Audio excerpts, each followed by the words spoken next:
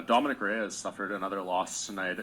Just a couple years ago, he was, on the brink of being the first guy to legitimately beat John Jones. Now it's 4 losses in a row. Are you surprised by kind of this fall from grace from him? Literally exactly what you said is what we were just talking about in the back, after the fights were over. It's almost like he hasn't been the same since that John Jones fight. What do you kind of do with him now? Because obviously, he changed camps. He's seemingly done all the things that a fighter would do to try to get back on track, and he has his quickest loss here tonight.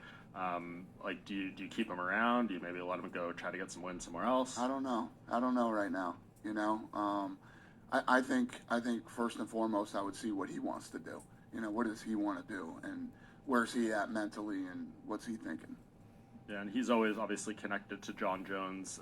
Do you have any update on John? I know he was saying that, Stipe signed the contract for December. We're obviously close to that, so I imagine it's not happening then. Yeah, no, John Jones will fight next year, for sure. First quarter, probably? Yeah. We never had a Stipe John Jones fight.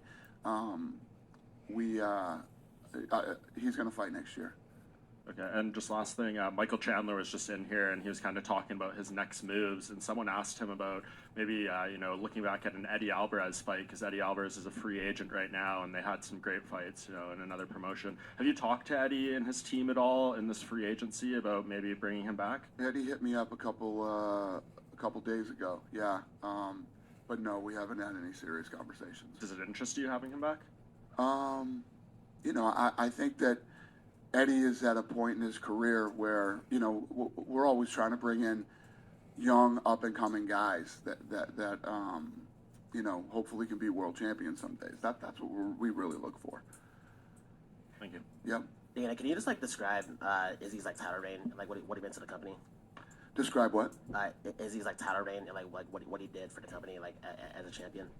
Yeah, no, I mean, you saw it and you felt it tonight. I mean, the dude's from New Zealand, and we're at Madison Square Garden in New York, and the place is going crazy for him.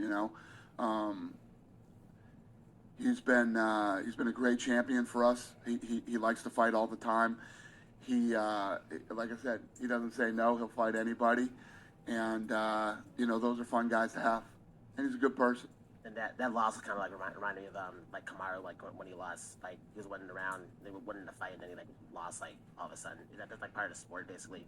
It's what makes the sport so great, honestly. It's you can never tell what's going to happen in this sport. You never know. I mean, I had him. I had it 3-1 going into the last round, and then his corner, Pereira's corner,